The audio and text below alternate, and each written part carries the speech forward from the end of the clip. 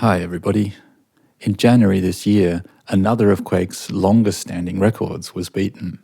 After 20 years, Ryan Moore, aka Chambers, broke what is almost certainly the last remaining full second barrier on e1m5 Gloomkeep on Nightmare Skill. In this video, I wanted to look at the history of runs on this map and what makes this recent achievement so special, including the discovery of one of the absolute coolest tricks in the game.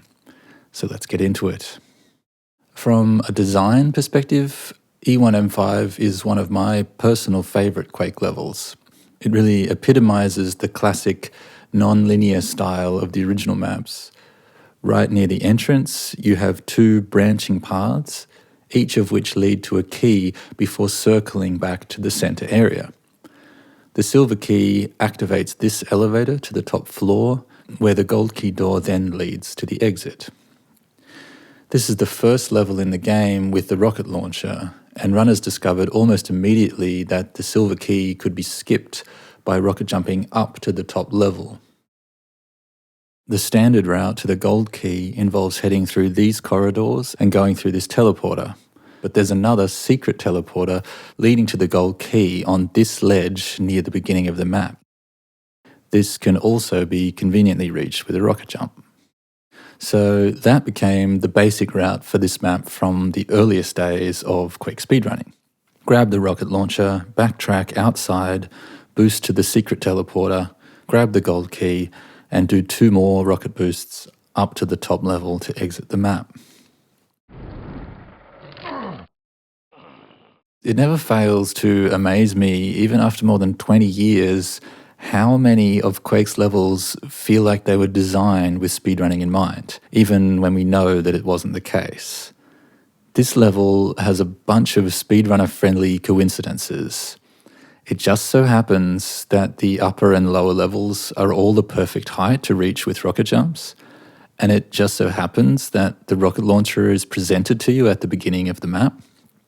And then it just so happens that the 2 boosts at the end, plus the fall damage you take in this exit tunnel, require almost exactly 100 health. Of course, we know that runners find a way to break levels no matter how they're designed, but there's something really satisfying about how neatly all the tricks on this map line up together. These demos playing so far have been the various single-second improvements on easy skill. You can just see steady progress in the smoothness, the bunnies, the angles, and the rocket boosts. At the beginning of the year 2000, Marcus was one of the best runners in the game, and this run, with a time of 17.999 seconds, would have seemed very tough to beat.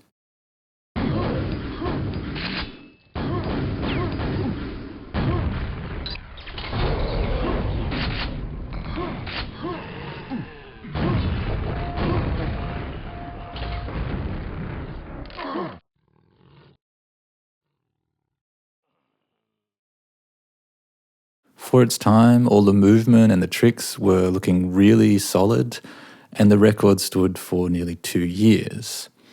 But in December 2001, one of Quake's oldest and best-known runners, Joe, had a moment of genius and showed us that the map had yet another perfect and coincidental feature to offer. Even after 22 years, this still remains one of my absolute favourite tricks in the game.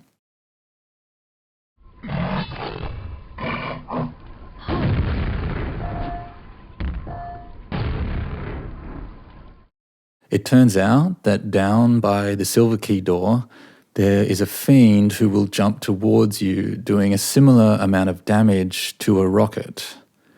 Joe figured out that if you do a rocket jump and the fiend happens to attack you at the perfect time when your feet are about level with its head, then the damage from both the rocket and the fiend's attack will add together and can give you this crazy, almost pixel-perfect boost all the way to the top level. This wasn't the first time someone had used a fiend's attack to boost upwards. I've done a whole video on e1m5 showing Ilka's insane double fiend slope jump trick. But Joe's trick was equally revolutionary and still looks just as slick as it did 22 years ago. Joe made some recams for me just so you can get a better look at what's happening. So a big thanks to him for that. Also, have a look at his health at the end. For extra style points, Joe ends with a single HP remaining. Joe also added one additional rocket boost from the gold key area to save a few extra fractions of a second. This trick is, of course, overshadowed by the fiend boost, but it was another brilliant tweak which was required to break the next full second barrier. Joe's run of 16 seconds on easy skill was 22 years ago, and so far no one has been able to squeeze an additional second out of the map, even when utilising modern movement techniques. The best we have is a 16.4 from e1m5, which is a pretty amazing run, but 0.4 is still a long way to go at this level of play. I'm really curious whether a 15-second run might happen one day. On Nightmare skill, this run gets truly insane. There are so many more enemies and their behaviour is much more random and aggressive. Just getting through the map at all without getting stuck or dying in any number of ways is incredibly difficult. Just playing through the map like this gives you an idea of the chaos you'll encounter.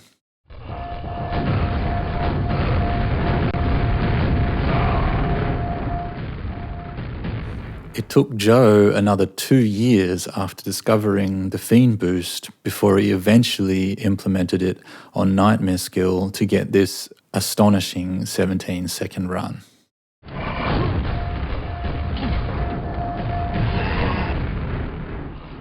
A couple of things slow him down here compared to the 16-second easy run.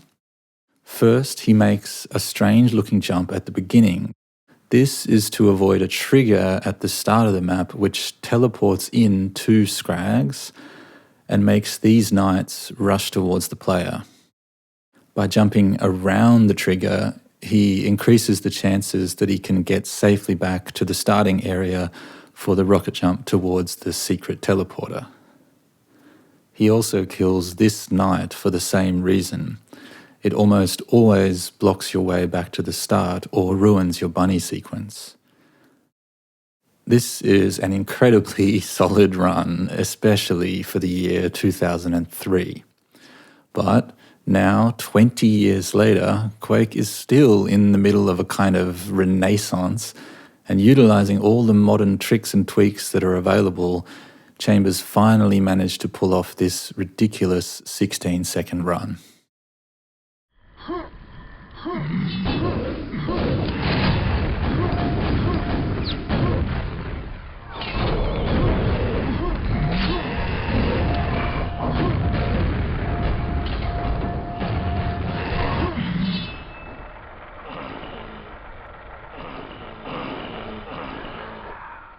Sometimes runners do make things look a little too easy.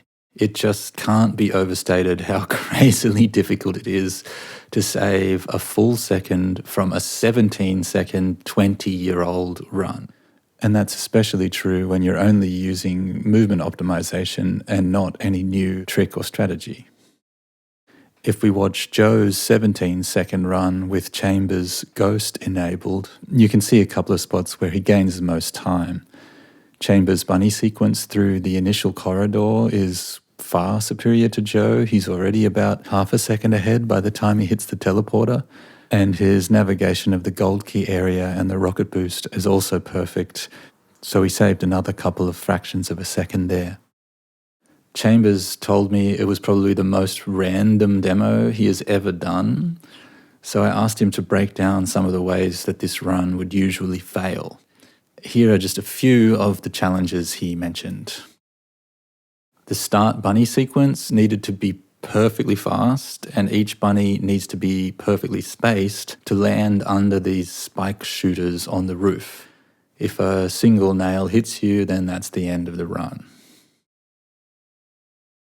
He needed incredible luck with the positioning of all the knights. Notice he kills this knight with a rocket to the side, avoiding splash damage and allowing him to get a little bit closer than with a direct hit.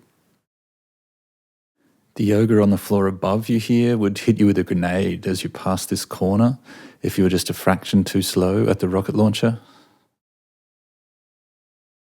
After the boost from the gold key, he needed to keep at least 50 HP while also taking minimal damage from the shambler. You can see the shambler just zaps him a little bit here. And then these knights all needed to be in a perfect position to avoid getting blocked. Of course, then he had to do the crazy fiend boost, which he does. But even after nailing that trick, there was a chance that this ogre at the end would bounce a grenade behind you as you drop to the exit and kill you. All of these factors need to come together in a single run, so hopefully that gives you an idea of just how ridiculous Chambers' achievement is. This demo has it all: perfect strategy, luck, and execution. And it looks unbeatable with the current knowledge of the game. Congrats to Chambers, and just maybe we can convince him to try the run on easy skill. There's a 22-year-old record begging to be broken. Thanks for listening, and see you later.